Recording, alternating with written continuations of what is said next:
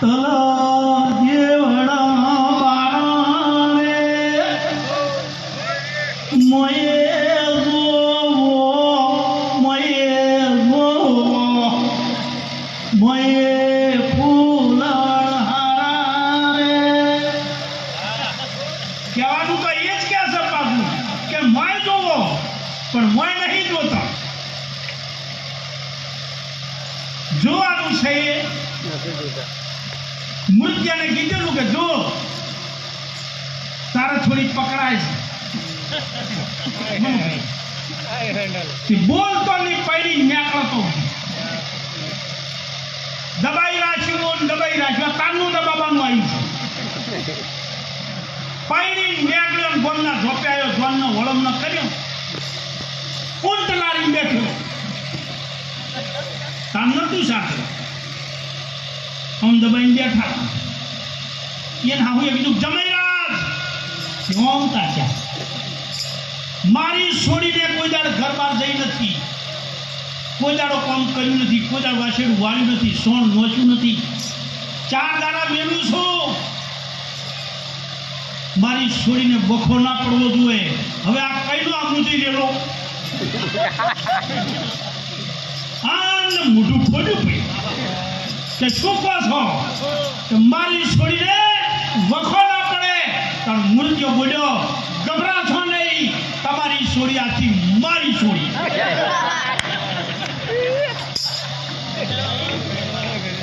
ઓનાથી તો ના બોલે હારા જય હો મોય જુઓ કારણ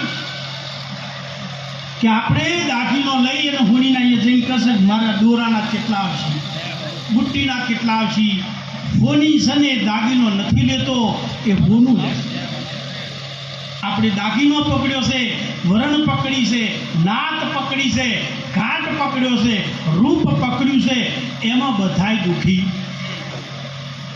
થોડો છે નહીં તમારે તો નહીં કરતો હોય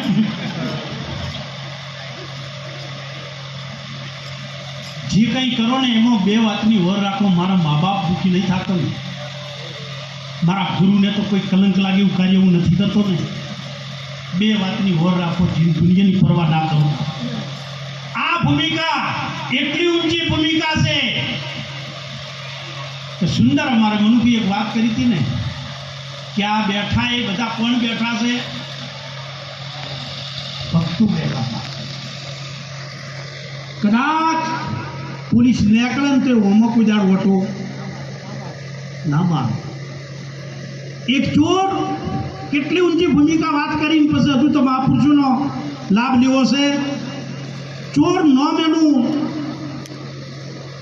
પાટીએ ચડી ગયેલું બોર્ડ ઉપર ચડી ગયેલું ચોપડે ચડી ગયેલું પણ પકડાય નહીં તો ગુનેગાર કેવી રીતે ઠરાવો પોલીસને ખબર કે આ જ છે પણ પકડો નહીં તો ઉધી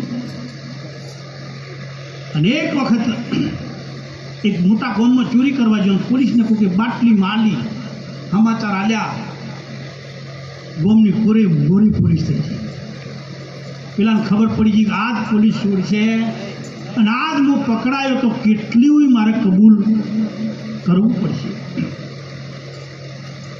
મને વિચાર કર્યો કે આજે ચોરી નથી કરવી પણ ભજન ગામમાં ચાલુ છે ને અહીંયા જઈને બેસી જવું આજની રાત નીકળી જાય તો ના પકડો બસ ભજનમાં આવ્યો પાછળ બેઠો ગુનેગારને ડર હોય કે પાછળ પોલીસ આવશે મને ભાળી જાય આગળ આવ્યો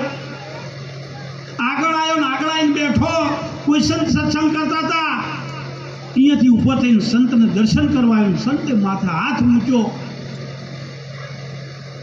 અને ભજન પૂરું થયું પોલીસ નીકળી ગઈ આ ભાઈ એના ઘેર ગયો પણ મને પેલી ફફડાટ બેહે કે પોલીસને ખબર તો નહીં પડી હોય ને પોલીસને ખબર તો નહીં પડી હોય ને 2 કલાક પછી ખોળિયામાંથી પ્રાણ નીકળી ગયો એમના દૂતો આયા આ જે વાત કરું ને આ ભૂમિકા કઈ છે એ વાત કરું છું બાકી આ બધું સાચું ના માનું આ સાચું ના માનું તમે સોય જ હાચો પછીની વાત દરેકની ટિકિટ ફાઇનલ થઈ ગયેલી છે પણ ખબર નહીં, તારીખ ફાઇનલ છે ખબર નહીં બા. કોનો સૂક્ષ્મ જીવ એમના દૂતો લઈ વિધાતા જોડે ગયા. વિધાતાએ ચોપડો ખોલ્યો. આખી જિંદગી 40 વર્ષ કોઈ કાર્ય સારું કર્યું. વિધાતા કે છે તો નરકનો લાયક આ જીવ, પણ અંત સમયે છેલ્લા દાડે છેલ્લી ઘડીએ કોઈ સંતના જોડે ગયો છે અને સંતે માથે હાથ મૂકીને આશીર્વાદ આલ્યો છે તો અને નરકમાં જો મોકલે તો વિધાતા કે આપણે ગુનેગાર થયા, આપણે એનો ન્યાય ના કરી શકીએ. યમરાજાને બોલાયા, વાત કરી કે આખી જિંદગી પાપ કર્યા પણ છેલ્લે સંત જોડે ગયો છે, શું કરું? યમરાજાએ કીધું આ ન્યાય હું ના કરી શકું, ચલો બ્રહ્માજી જોડે. જો બ્રહ્માજી જોડે યમના દૂતો, સૂક્ષ્મ જીવ, વિધાતા, યમરાજ બધા આયા. કોઈ બાળક રોવે છે અને માઇકમાં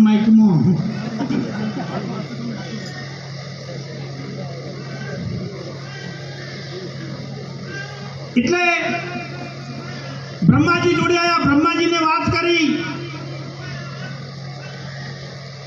કે આ જીવ નરકના લાયક છે, ઓની જિંદગી કંઈ કર્યું નથી પણ છેલ્લે સંતના શરણે જતો રહ્યો છે, હવે શું કરું? તાર બ્રહ્માજીએ શું કીધું કે છે તો નરકના લાયક પણ છેલ્લે સંતના શરણે ગયો હોય એનો નિર્ણય હું ના કરી શકું, ચલો વિષ્ણુ જોડે. બ્રહ્માજી, યમરાજ, વિધાતા, યમના દૂતો, સૂક્ષ્મ જીવ બધા ક્યાં ગયા? ભગવાન વિષ્ણુ જોડે. વિષ્ણુ લોકમાં ભગવાન વિષ્ણુ બેઠા હતા. એ જઈને વાત કરી કે આ જીવને સ્વર્ગમાં મૂકવો કે નરકમાં? ભગવાન વિષ્ણુએ પૂછ્યું શું છે કે આખી જિંદગી સારું કાર્ય કર્યું નથી પણ અંત સમયે સંતના ચરણે ગયો છે તો તમે ન્યાય કરી બતાડો. બ્રહ્માજીએ કીધું ભગવાન વિષ્ણુ કરી બતાડશે એટલે હું આયા. ભગવાન વિષ્ણુ કે જે સંતના ચરણે ગયો હોય ને એનો ન્યાય હું ન કરું. તો કે હાડો ભગવાન ભોળાનાથ જોડે વાપરજો. ભગવાન વિષ્ણુ, બ્રહ્માજી, યમરાજ, વિધાતા, યમના દૂતો અને સૂક્ષ્મ જીવ કૈલાસમાં નીકળ્યા. એ વખતે પેલો સૂક્ષ્મ જીવ શું કહે છે કે મને નરકમાં મૂકો, મારા સ્વર્ગના કોઈ વર્તા નહીં, પણ કે તું નરકમાં મેકવો કેવી રીતે? તું સંતના ચરણી ગયો છે તો કે જે કરવું એ કરો, તમે જઈને પૂછી આવો. મારે આવું કે ચમ કે હું થાક્યો છું. સૂક્ષ્મ જીવ કે હું થાક્યો છું, હું નહીં આવું, તમે જઈને લઈ આવો ન્યાય, પછી મને કહેજો. બ્રહ્માજી અને ભગવાન વિષ્ણુએ કીધું કે સબૂત વગર ન્યાય ના થાય એને લઈ જવો પડશે. તો કે શું કરવું? યમરાજા કે ડોલી બનાવો, ડોલીમાં જીવને બેહારો અને દૂતોને કે અરે ભાઈ એક પૃથ્વીનો સાધારણ જીવ સંતનું શરણું સ્વીકાર્યું જો પહોંચ્યો છે. ડોલીમાં જીવ, યમના દૂતો ડોલી ઉપાડી રહ્યા છે. આગળ બ્રહ્માજી, વિષ્ણુ, યમરાજ, વિધાતા કૈલાસમાં પહોંચ્યા અને ભગવાન ભોળાનાથની નજર પડી કે પૃથ્વીનો કોઈ મહાન જીવ કેટલો પુણ્યશાળી છે કે આગળ દેવો અને ડોલીમાં લઈને આવે છે, તો લાય દર્શન કરું મુએ. જય હો. કૈલાસના ખોપરા ઉપર બેઠેલો ભગવાન ભોળાનાથ ઊભો થઈ અને દોટ મેલી એટલે બ્રહ્માજી ને વિષ્ણુ હાજર પ્રભુ ચો જાવ છો કે આ કોઈ મહાન જીવ છે એના દર્શન કરવા કે મહાન નહીં? હે કે મહાન નહીં તો નરકના અધિકારી છે. તો કે ડોલીમાં કેમ બેહાર્યો? કે એની અંત સમય સંતના શરણે જતો રહ્યો છે તો નરકમાં મૂકવો કે સ્વર્ગમાં એટલા માટે હું આયા.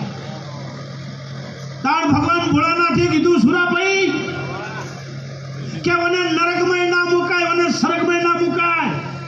કે કેમ? કે જેની દેવો ડોલી લઈને ફરતા હોય ને એને મુક્ત કરી દેવાય અને ના મેલાય બાપ. જય હો. આ ભૂમિકા છે અને અહીંયા ઘણા